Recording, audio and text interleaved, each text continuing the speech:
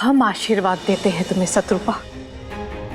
ईश्वर तुम्हें बहुत ताकत दे, ताकि जो घिनौना खेल खेला है ना तुमने अपनी ही बेटी के साथ, उस खेल का एक एक घिनौना सच जब दुनिया के सामने आए तो तुम्हारा दिल उस नफरत को झेल पाए।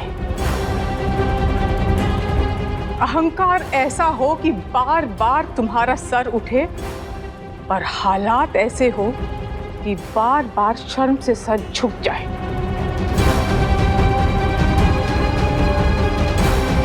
ईश्वर करे कि तुम्हारी नींद ऐसी उड़े कि फिर कभी चैन ना आए।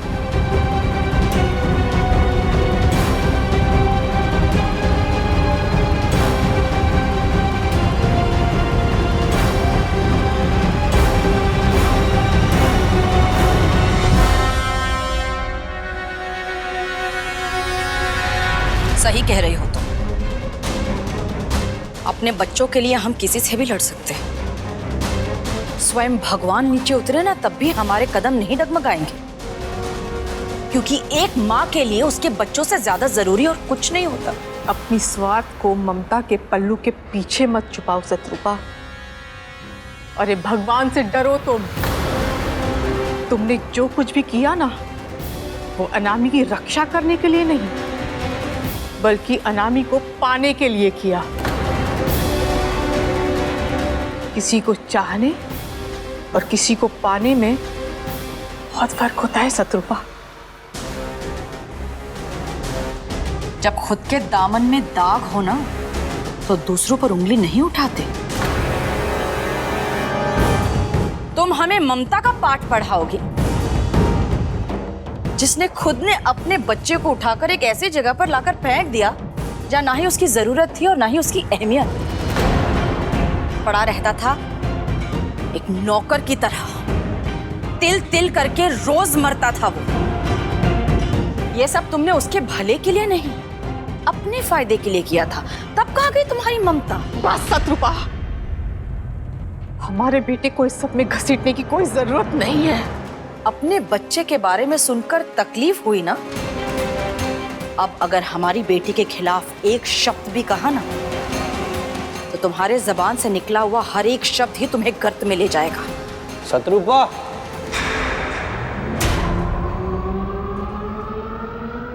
हो क्या रहा है यहाँ पर? कुछ खास नहीं। कुछ लोगों को आईना दिखा रहे थे। क्या है, सीरत तो बदलती नहीं, पर कुछ लोग अपना असली चेहरा भी भूल जाते हैं। इसीलिए औकात याद दिला रहे थे उन्हें।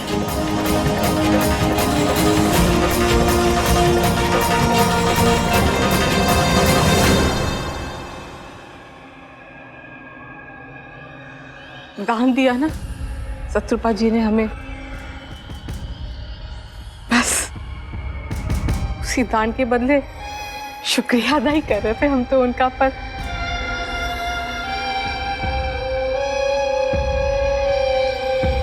ब्राह्मण की बेटी है ना हम, दान लेना तो हमारे धर्म में भी है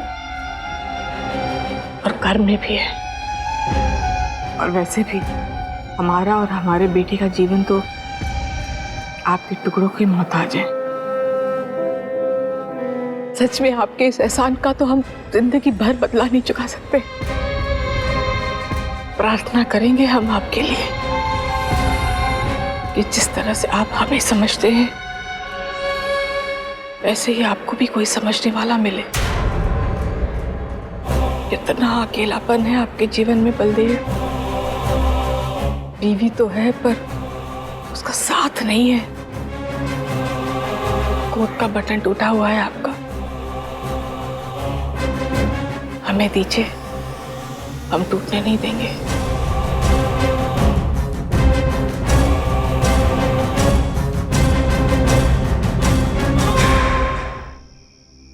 पंडिताइन और बाबा कैसे हैं दरोगा? ठीक ठाक सुरक्षित जगह पर पहुंच गए हैं ना वो? हाँ नामी, और दोनों ऐसी जगह पर हैं जहाँ पर शत्रुपा जी की नजर कभी नहीं पहुंच पाएगी। जब से यहाँ आए हैं ना, सबकी बहुत याद आ रही है, खास करके अपने बनारस की। और किसकी याद आ रही है तुम्हें?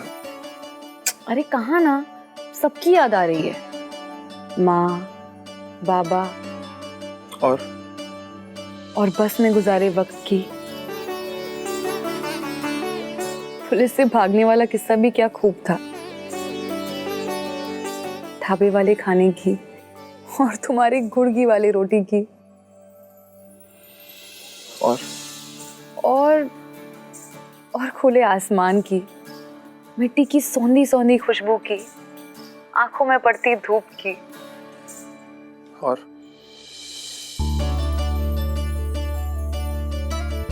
और पगली पंडिताइन के हाथों के खाने की, बाबा की बनाई हुई कुल्हड़ वाली चाय की। और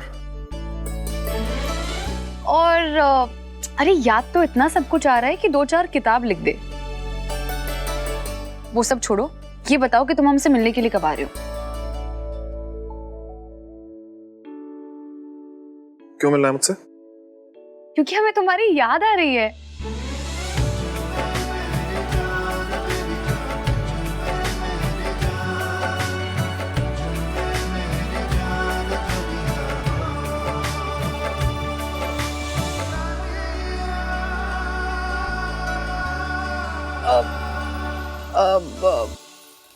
हमारा मतलब था कि मिलने का मन कर रहा है, और वैसे भी तुम्हारे और लड्डू के अलावा और कोई हमारा है भी तो नहीं।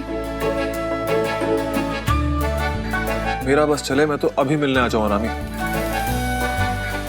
लेकिन प्लान के हिसाब से हमें थोड़ा वेट तो करना पड़ेगा।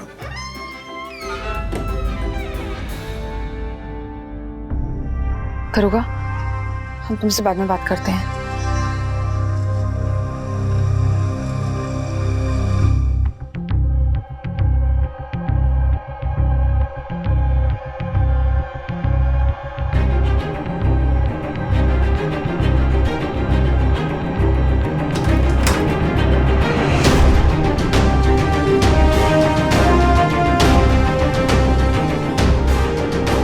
कोई तो था जो छुप के हमारी बातें सुन रहा था।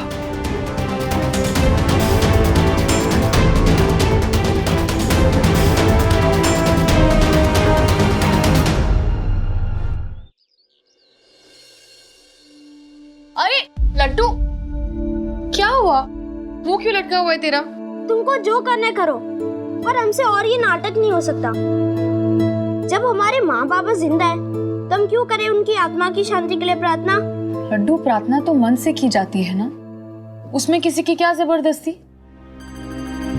और वैसे भी हम प्रार्थना अपने माँ बाबा के सुरक्षित जीवन के लिए कर रहे हैं। पर हमें ये सब करना एकदम अच्छा नहीं लगता। हमें आना ही नहीं चाहिए था। माँ बाबा के साथ ही रुक जाना चाहिए था। कितने खुश थे हम उनके संग। या तो 2 मिनट के लिए खुश होते हैं, तो सब बंदूक लेके पीछे पड़ जाते हैं।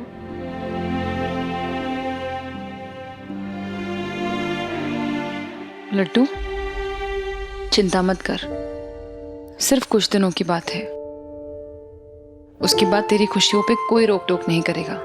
हम थक गए हैं, और कितने दिन वेट करें? और ये तुम सफेद कपड़े कब तक पहनोगी? हमें एकदम अच्छा नहीं लगता तुम्हें ऐसे देखना। आज पूजा का आखिरी दिन है ना, उसके बाद हम रंग बिरंगे कपड़े पहनेंगे। और तुम ना अपने विंटर कैंप चले जाना, वहां तुम्हारा मन लगेगा। मतलब आज भी हमें दुखी रहना पड़ेगा? अरे अब हमसे और नहीं हो पाएगा। इससे अच्छा तो हम यहाँ आते ही नहीं। और अधिराज भैया भी नहीं है हमारे साथ, उनकी भी बहुत याद आ रही है हमें। हमें भी। अरे क्या बोल रही हो मनी मन में? कुछ नहीं। आज 13वां दिन है ना लड्डू, आज दरोगा हमसे मिलने के लिए आएगा।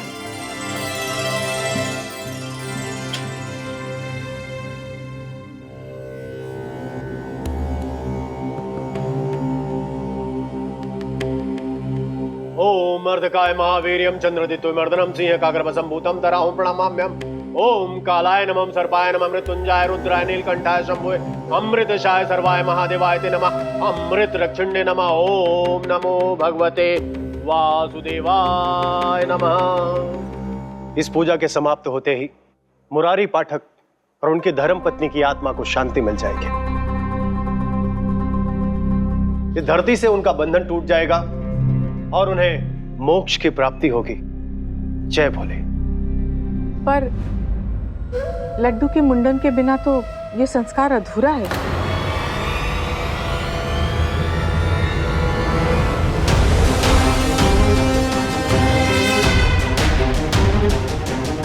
माँ बाप के आत्मा की शांति के लिए बेटों को तो बालों का दान करना ही पड़ता है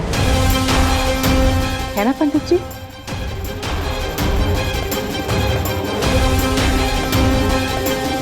अगर आप रस्म का सही सही पालन नहीं करेंगे तो फिर इस पूजा का क्या फायदा? नहीं, हम अपने बाल नहीं मुंडवाएंगे। हमारे माँ बाप तो लड्डू, हम है ना यहाँ, हम बात करते हैं ना पंडित जी से। डरने की कोई जरूरत नहीं है। पंडित जी, हमने कुछ गलत तो नहीं कहा ना? सही कहा इन्होंने। उनकी आत्मा की शांति के लिए केस समर्पित करना आवश्यक है।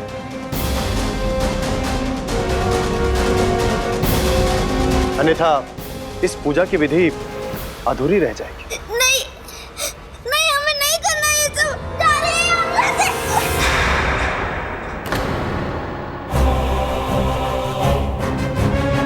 क्या बात है लड्डू?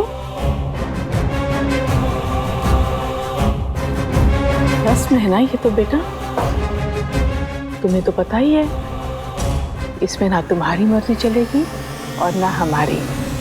अब शास्त्रों में जो भी लिखा है वो तो करना ही पड़ेगा।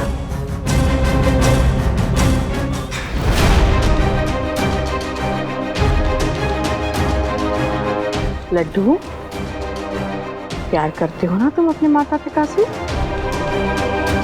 तो उनकी आत्मा की शांति के लिए तुम अपने बालों का दान नहीं दे सकते? लेकिन अगर उसका मन नहीं है तो हम कुछ। अनामी, लड्डू छोटा है, उसको सही गलत की समझ नहीं है, लेकिन तुम तो बात की गहराई को समझो।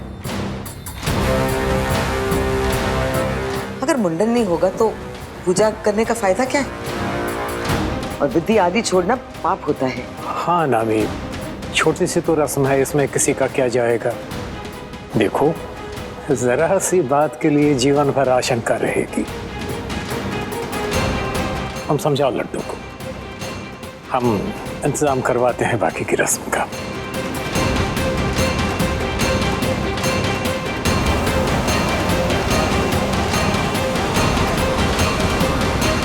रुकिए,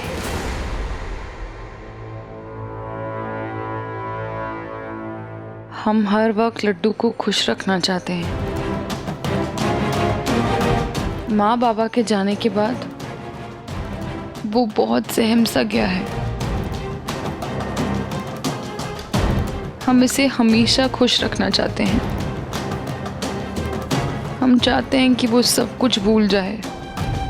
अगर आज आप इसका मुंडन करेंगे तो जब भी ये अपने आप को आईने में देखेगा, उसे हमेशा उस दुख की, पूरे हादसे की याद आएगी। और हम ऐसा नहीं होने देंगे। हमारा लड्डू कभी खुश नहीं रह पाएगा। लड्डू, शांत हो जाओ, हम पंडित जी से बात करते हैं।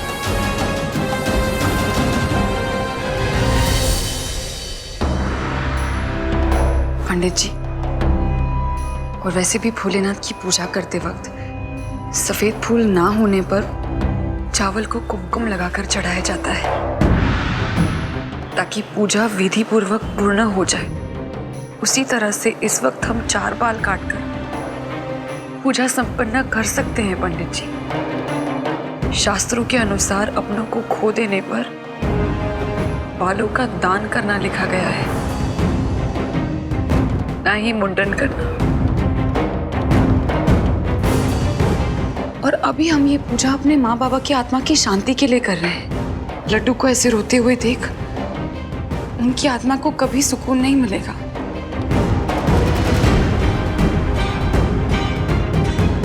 कहिए पंडित जी, कुछ गलत कहा क्या हमने?